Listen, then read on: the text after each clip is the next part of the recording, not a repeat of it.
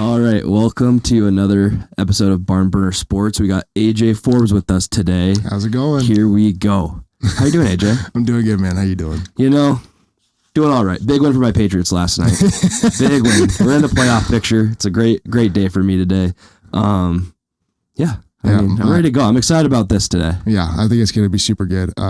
In terms of the NFL talk, my Saints are not doing so well, so I am not in as good of a mood as you are right now. Yeah, I think I pronounced the Patriots dead like 5 times this weekend, and then I saw every team we needed to lose. And I'm like, holy cow, if we win this week, we're 7th seed right now. And, so just in new spirits now. But we gotta play the Raiders next week. Then our next 3 are the Bengals, Dolphins, Bills. So I don't see us in the playoffs, but we're excited. Yeah, I just stopped paying attention. I live vicariously through my fantasy team right now. That's very fair. It's very fair. Hey, well, glad to be here in the playoffs. I'm not normally here, so I'm usually middle of the road. We're here, we're ready to go. Yeah. But obviously, you just got done with the season this year. And I felt like another successful season, like 3rd team all Big Sky for you. Obviously not where you want to be. Like there's always the next goal ahead, but just like over your personal goals coming in, or like how you felt like your season went. What are your thoughts on that? Yeah, so I think when it comes to sports, especially football, there's only going to be one person one team that's going to be happy at the end of the season. And that's the team that wins the national championship or the regional championship or whatever sport you're going to play. I thought, obviously not where we wanted to be at the end of the year, but I think I'm super proud of how this team has played throughout the year. We went through a lot of adversity, stuck it out with each other, played for each other. And now we're in the off season. No, I thought it was fun to watch you guys, and it's fun for me because I've been in the locker room with a lot of you guys in the past, and it's just a blast to watch you guys go out there and perform. And you guys, it's just a testament to the team, like your guys' team, like a lot of adversity this year, and just like the leadership to battle through it, like from a lot of standpoints, is what really stands out, and especially during that CMU game, like. That thing could have either spiraled out of control at halftime, but you guys show the resiliency that you guys are just bred with right now, and show like that to come back. And I think that was pretty awesome for that kind of big win, and then just kind of keeping that going for the next season. Yeah, and like I said, I think I was super proud of this team and everything that we did together. I think football is an extremely emotional game, and I think I've never really put in a position to express those feelings unless I'm with my team or unless I'm on the football field. And obviously, when the season ends, you wear those emotions on your sleeve, especially if you're a senior. That was your last one, and even for a guy like me who has another year, I wore my emotions on my sleeve. It's tough looking at guys that you went to battle with all year and knowing that this is going to be the last time this group is going to be together. Mm-hmm. But like I said, I think we're bringing a good team back next year. And I'm excited to see what that goes. Yeah, no, for sure. A lot of talent coming back for sure. That's going to be exciting. And like you said, the emotions at the end of the season are just something that's just, it gets everybody. Like it's like some of your best friends are either like, if they're a grade ahead of you, like it's the last time you get to be with them. It's a tough situation, especially what you said. Like only one team at the end of the year is really happy, and unfortunately, it wasn't you guys this year, but still another year for improvement. For sure. Is there any, I know it's very early on in your off season and everything, and season hasn't been over too long, but is there anything that just kind of stands out to you, like something you want to improve on, or something you see in yourself that you're kind of looking forward to next year about? Yeah, I think going into this next year, I'm now the senior, that I've been looking up to for my entire college football career, Mm-hmm. And I think this last year, I made the conscious decision to try to step into more of a leadership role and try to really do my best to do whatever I could to help push this team forward. And I think I was proud of myself for doing that. So going into this year, I don't know if a whole lot really changes for me because I've already made the conscious decision to try to be that leader and try to be the example of what things need to look like, and that's not me saying that's not me trying to brag or anything. That's me putting it out there that I'm making the commitment to better myself, and hopefully by bettering myself, I can better the team. Yeah. So. Yeah, no. And like, I mean, even when I, like, cause I was on D-line when you first came in, when I moved, like, you're the first guy to like offer to help through film, through let's get some extra reps and all that kind of stuff. So that doesn't shock me at all, the leadership style there. And, that's going to continue, and I'm excited to keep watching that. And I mean, excited for one last ride to kind of watch you do it again, But that being said, obviously with the new season, it comes a lot of new people, and it comes in a lot of different ways now. Like, you're not just getting your normal just high school recruits that are coming in and they're most likely going to redshirt and take their time to play. You're getting people with this new transfer portal, how it works. You're getting a lot, as an FCS school, you're getting a lot of FBS, like people coming down, or you're getting teammates to go up, or whatever the situation is. With you, like, because you came through the transfer portal. Yep. What with your experience in the transfer portal, what are your thoughts on the whole, I guess as a whole, but plus with your experience in it? Yeah, this is especially as of late, it seems like the transfer portal has been a really controversial thing. I think personally, it's a good thing. I think it's good for people who understand what they're getting into. Like for my situation, a lot of different things happened, and I knew if I wanted to get out of what my college experience was, if I wanted to do the things that I wanted to do in my college football career, I needed to leave. And I don't think that for people or players or whoever, I don't think it's a good thing to make emotional decisions. I think if you're going to make the decision to go into the transfer portal, you need to have a lot of good people around you that are, not making decisions that are based on emotion. I think you need to really look at the situation that you're in right now. Yeah.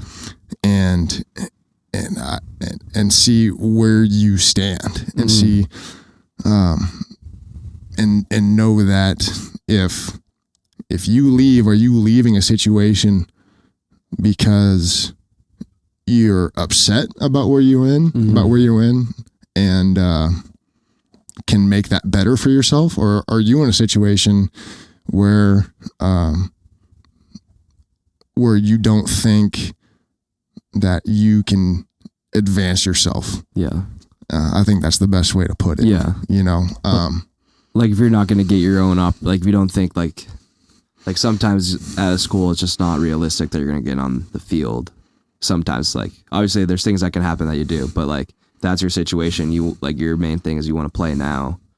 So like you got to really think out your decision and decide what's going on there. Yeah. And I think with the sheer volume of players that are currently in transfer portal right now, I think it's the record amount of people that have been in the transfer portal right now. I think if you're making informed decisions and not making decisions based on emotion, you're putting yourself in a better spot. Yeah. To come out on the other end of that, because a lot of guys, I know guys that enter the transfer portal and they haven't gotten out of it yet. Yeah. And that's not a situation that you want to be in, especially when your clock is ticking and your eligibility is running through. Yeah. And so I, just based on my experience, I I was in a position where if I wanted to do what I wanted to do in my college football career, I had to leave. You know, and I took a chance on myself coming in to my previous school as a walk-on. Yeah. You know, and I think I could be what I wanted to be somewhere else. Yeah. And that's why I left. And it was a long process, man. Like it took a lot of talking. It took a lot of thinking. It took a lot of, you know, there were points early on where I was like, man,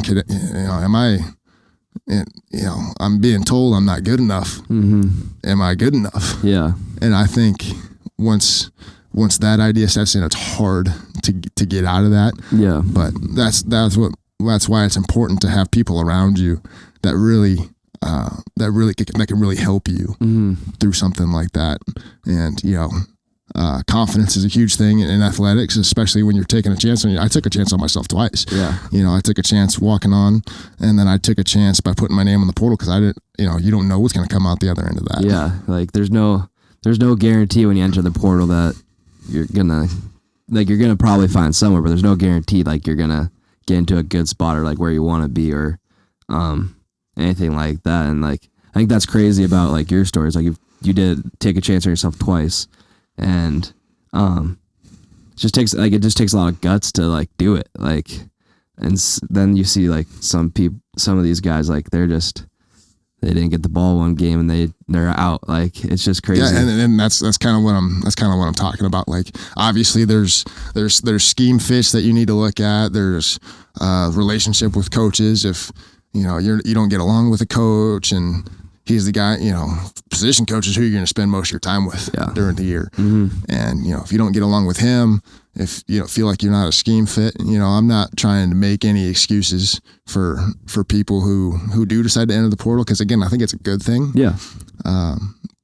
But I'm also in the camp of, you know, you make the commitment to be somewhere and you give your word, and I think your word is very important. And you know, guys who go into the portal, you know, you see guys go into the portal 4 times. You know, they're in the portal every offseason, and I don't think that's good. No, I think that's where my problem is with it. Like, I think it's a good thing too. It's like for the athlete, I think it's a great thing. Like, because there is times where you don't know what you're getting into. Like, coaches through recruiting are different than when you get there. And like you said, sometimes it just doesn't work out with your position coach or your strength coach who you spend a lot of time with, and you gotta leave. But I think the frustrating part is like seeing like guys in it for their 3rd time, 4th time, and like there's no penalty for them doing it that much, which I don't know. I think the NCAA, like, I'm not gonna say they're doing anything wrong, because like that, I don't know what you do. Like, I don't know how you do it any differently, right? I saw someone on Twitter say something like, you know, because when you sign your scholarship, that's basically a legal document. Yeah, that's your commitment to the school. Yeah, you know, because they're giving you the scholarship in exchange for your services as a student athlete. You know, both on the field or on the court or whatever, and in the classroom. So I saw someone on Twitter say, you know, what if we took, since it's a legal document, why don't we put stipulations in that document and say, hey, you're making your commitment right now. You're on scholarship for 2 years, and you can't enter the transfer portal for 2 years. Yeah, like something like that. I like, because I think what happens is like, obviously, like the first part of like your first time you leave home to come to school, and like fall camp, no matter where you are, is just miserable. And it's like one of those things where it's like, it's easy to turn and run back home. But like if you put like stipulations like that in, where it's like, okay, maybe like we can somewhat control it a little bit. Yeah. Like as far as transferring goes, like you're going to get guys that leave. And I mean, like that's part of the deal too. Yeah. And I think it's super unfortunate that we're even talking about this. 'Cause like, you know, again, the way I look at it, like the only reason that you should go into the transfer portal is if you are making an informed decision, and if that is the best thing for you. Yeah. Like you said, it's not like, oh, I miss a block for, I missed one block during a game and I'm like, oh, I'm upset. I got yelled at. I'm transferring. Yeah. Like, that's not good. No. But we're in the day and age now where the transfer portal plays such a huge part in college recruiting. And I think things are changing a lot. Even when you go down to how it impacts like high school recruiting, like how many, really how many high impact kids are coming out of high school right now when colleges can look at the transfer portal. And I think you just need to make an informed decision about what you're doing. But things are changing, and I think some things need to change with it. Yeah, no, I agree. And like, I don't know what team it was. I can't think. There is a college team that said they're not recruiting high schoolers anymore. They're just going to recruit the portal each and every year, which is a very valid thing to do as as a coaching staff, because there's going to be plenty of guys in there. It sucks for the younger like high school kids, because like it's not, they're getting punished for something that's not their fault. Yeah, but like it's a very valid idea for a coaching staff to do. Yeah, even you look at the University of Montana right now. There's a lot of guys on the team that are transfers right now, and there's a lot of really good high school kids that have come here and are developing, and I think are going to be really good players. But with the transfer portal, I think it's a good thing on both ends. It's good for teams to look into and see, after they do their self-reflection and self-scout and stuff like that, like where do we need players now? Yeah. Like where can we not afford to try to develop guys? Yeah. Because again, we're in the day and age where, teams are becoming, they're developing faster because they're taking in developed guys. Yeah. They're taking in redshirt sophomores, redshirt juniors who are coming in. They've been in a college program for 3 or 4 years. Yeah. So I think it's a good thing. I think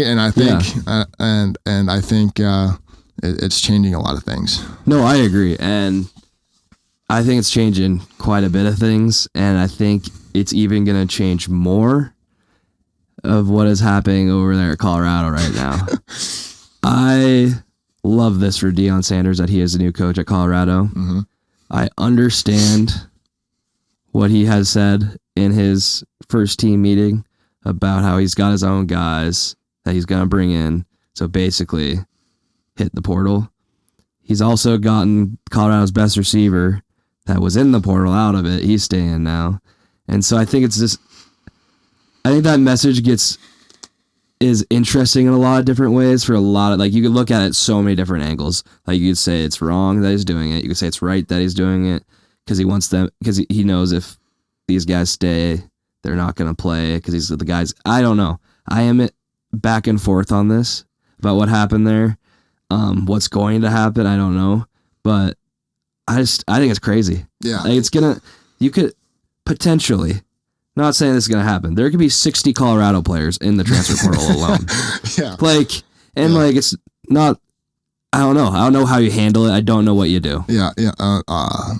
What a lot of people don't understand, I think, and just mainstream media is that changes at the head coach level are unfortunate for the players that are there already. And I've been lucky enough to where I haven't had to go through a head coaching change like what's going on with Deion in Boulder. Mm-hmm. But that's another scenario where the guys that are on the team right now, they're being put in a situation like if you're being told that you're not going to play, and the only if you're being told you're not going to play at a program, I don't know, regardless of what the coaches may have seen on film for the previous games, or I don't understand that necessarily. Yeah, but that's another scenario where it'd be good for players to be like, okay, I'm being told that I'm not going to play. Yeah, that our new head coach is bringing in a ton of new guys that he wants to play. He's bringing Louis. Yeah. Yeah. And so that's another situation where I think the transfer portal is a good thing. Yeah, no, I agree. And like, I think with Dion, like, I don't think he's doing anything different than some new head coaches. Like, because the thing is, like, the only thing that he's doing differently is he has a camera right behind him everywhere he goes. Yeah. Like, they have their own YouTube channel, all this stuff. They've been doing it at Jackson State. Yep. And like, I think that's the big difference is like, you wouldn't, if he wasn't putting it out there for everyone to see, which it's kind of fun to watch. Like, it's cool to see like what has transitioned at Jackson State and all that stuff. But like, if he wasn't putting it out there, nobody would know why. Like, nobody would know what he said. Nobody would have a problem with it anymore. Yeah, and that's kind of what I was talking about when I was talking about like the mainstream, the mainstream media and the people who are who are scrolling on Twitter or listening to the news or watching TV. They don't understand what happens behind closed doors in a college football program. Yeah. And I think what Dion is doing at Colorado is putting himself out there and putting his program out there for people to see. And now people are starting to kind of realize what a team meeting looks like when a new head coach comes into town. And it's more common than people would think, but people don't know what they don't know. Exactly. And so that video of him talking to his team is just, it happens. It happens. And like him, I thought his team meeting before he left Jackson State was another like great example of like he obviously like wanted to be the first one to tell him, and like obviously there was speculations probably that whole week, and like and that's something I totally respect out of him. Yeah, no, I respect the heck out of him for doing that. Yeah, no, I think that was a great move on his part, and like the one like even like everybody talking like that has known Deion Sanders in prime time, like on ESPN and all that stuff, has said like how he is that kind of guy. Like, he's a good guy, like stand-up guy like that. So I appreciate like everyone may be able to see like, okay, this is how like you handle a situation where like, you're leaving, you don't want it to get out, like go tell your guys, And I think that part was really good on Deion, and I hope it works for him. I hope it works in Colorado. I think it's gonna be really fun. Yeah. But I mean, just it's awesome, I think, for him. Yeah, I think it's gonna be. I think the University of Colorado has some new life put into it that it hasn't had in a long time, and that's coming from a guy who's lived in Nebraska for most of his life. And there's obviously some old Big 8 rivalry between Nebraska and Colorado. I think they might play again this year. They do. And so I've been to Boulder, on the sidelines for a game in that rivalry. Yeah. And it's intense. Like, those fans are pretty they're pretty intense on the sideline. Yeah, I bet. And you're gonna have Deion Sanders with his Coach Prime stuff on, riding Ralphie out of onto the field. Yeah. But no, I think it's gonna be really interesting, and he's gotten so much support. Like, you got ESPN, they got like Joel Klatt being like, "Hey, if you need some, I'm there." You got X, Y, and Z on ESPN. Like, you need a defensive line coach. I think it was Warren Sapp said it actually. Yeah. You need a defensive line coach?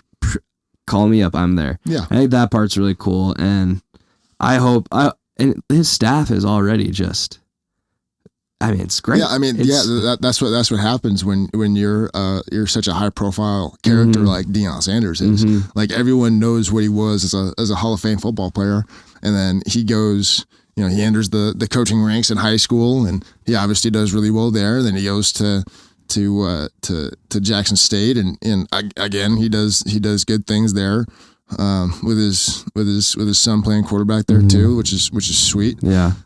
But I think what he's doing, what he's going to do at Colorado is going to be entertaining. Especially from a guy who's a college football player and knows what it takes to to do good things and to win on Saturdays. So I think it's going to be really interesting. Yeah, and like it's gonna take a few years. Like it's not gonna just happen right away. And I think that's the one thing, like with new coaches, like it's hard to have like those not low expectations, but like manager expectations. Mm-hmm. I think like no matter what the level is, like in the NFL, if you don't get like Josh McDaniels is 5-8 this year, 5-7, whatever they are, and people are like, he needs to go. He's got to be out of here. I'm like, he's been here for what, like a year maybe most, and I think that part of fan bases where it's really hard is like if you don't do well right away, they want someone else. Where sometimes you need to let this thing develop, and I think that part's very interesting of it, and it's just like a business. Like you gotta start somewhere and let it develop, but if you don't give it the chance to, it's never gonna work. Yep. And I think that's the interesting part about football today is like you might be one and done. Like if you get your shot one time, you might not get it again. Yeah, college football is a business, man. That's people don't really, just mainstream fans, they don't realize that college football is a business. No, they don't, and it's one of the better businesses out there. Yeah, like, I'd say the sport, it's incredible. But when I say, usually when people say, the NFL is a business or college football is a business, it's usually in a negative. It usually has a negative connotation to it. And I just want to make it clear that, college football has given me everything that I ever could have wanted. Yeah. The University of Montana football program has given me everything that I could have wanted in a college football experience. And it's given me a lot of different things that I can take forward into the next part of my life. Whenever football decides it's done with me, because you're not done with football. Football's done with you. Yeah. A lot of the times. And so a lot of the things that I have gotten out of my college football experience, I will be able to take into the next phase of my life, and I'm super thankful for that. Yeah, no, I agree with that too. And like I've been out of it for almost a year now, and like it's still like one of those things where all this, like you said, the University of Montana is a great place to be in. Yeah, it's given me so many life lessons. Like I wasn't on the field for one play, but like the life lessons I got through practice, through the lifts, like all this stuff is like that's the stuff that really like is gonna push me through like the next phase of everything. And I think another thing that it does for a lot of people is networking.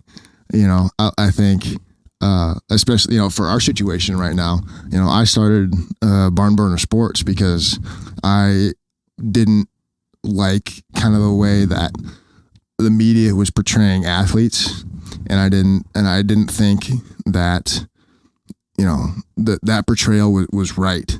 And so that's why I started Barn Burner Sports. Yeah, is because I wanted to give the athlete's perspective on a lot of things, and I feel like I have a lot of things to say about certain things. And obviously, we were on the same team together. Yeah, and because of that relationship, I knew that you were going to be a good partner in this, and that's why you have the Barn Burner Bets, which was doing well. Follow on Barn Burner at Barn Burner Bets with just the follow button. Yeah, because again, being on the same team and knowing who you were and knowing that you would be a good fit came from football. And so I think that's a beautiful thing. Yeah, I think that's the same kind of deal for me. Is like when you asked me to do it, I was like, why me? Like, first of all, not in a bad way or anything, but I was like, It's just genuine curiosity. Yeah, genuine curiosity. And I think it was like the same type of deal. It was like, where I don't know how many people I would say yes to, where it's like, like where it makes sense, where I think we can make this thing work. But with that being said, like, just like you kind of touched on why you made it, like trying to give the athlete's perspective of what the media doesn't get out all the time. And I think it's great. Like, obviously, like when we were in the locker room together, I'd be reading whatever you're putting out and doing all that kind of stuff. And it's fun to be on this side of it with you now. But yeah, I think it's very cool what you're doing with it. And it's just kind of like, if you want to go more in depth of why, or if you want to go to like what are the goal of the futures Yeah. or what we have to look forward to soon. Like, you know. for sure. You know, I think, even this morning I got up and I turned on ESPN and Stephen A. Smith is screaming into the microphone on not Get Up, my goodness, on First Take, yeah. And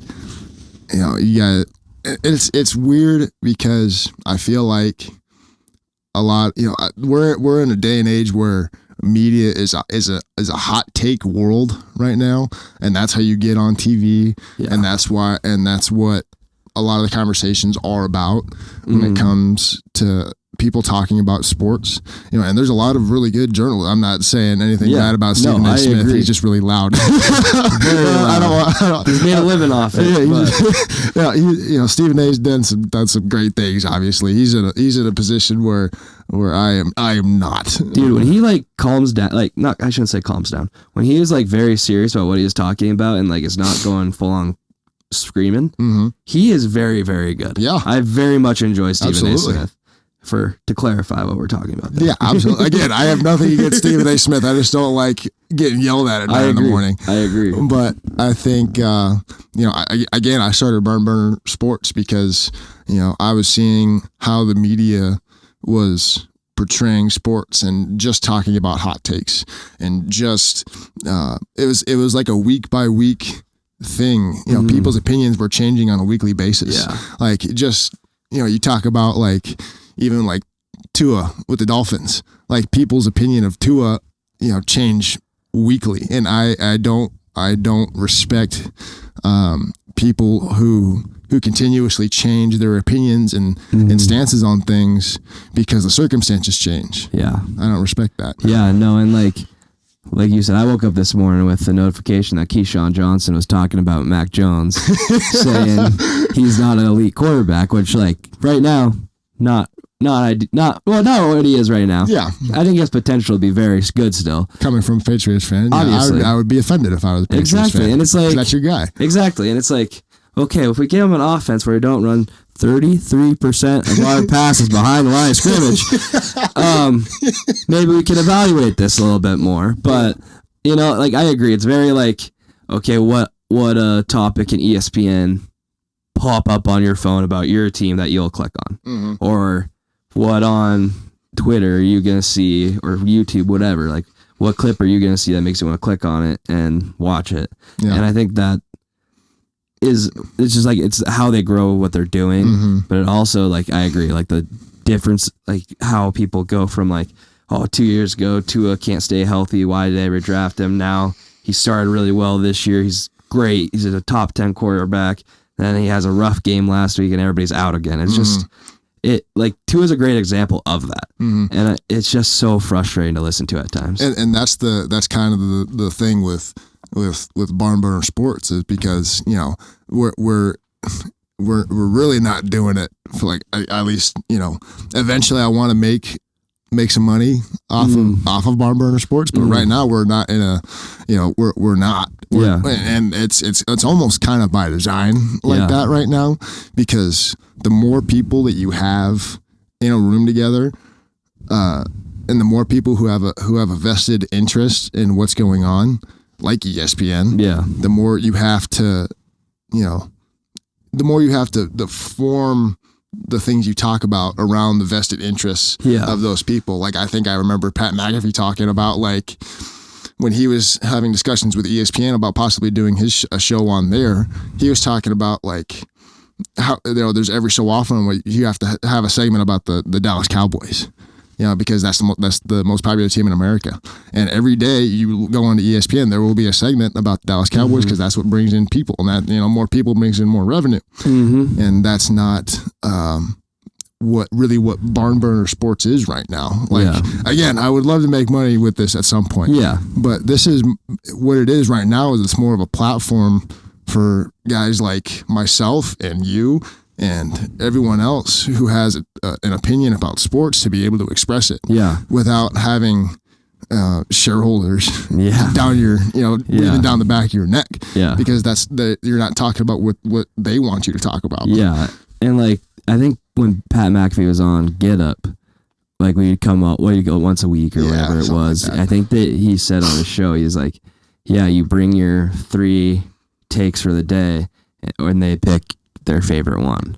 And I'm like obviously as a kid, I would watch the crap out of Sports Center. Yeah. And like still doing it Scott Van Pelt and all that stuff. But it's just like, it's crazy to like going from a kid that would watch that every night to now where it's like, if Scott Van Pelt's on there. Yeah. If not, I don't want it. And I think that's one of the reasons why Pat McAfee is the pinnacle of sports media personalities right now, is because he's so genuine and he doesn't let people determine what he has to say on something. Yeah. And I think people can really relate to that, and they're not looking at someone who just reads off a teleprompter and talks about the Dallas Cowboys every 20 minutes or something like that.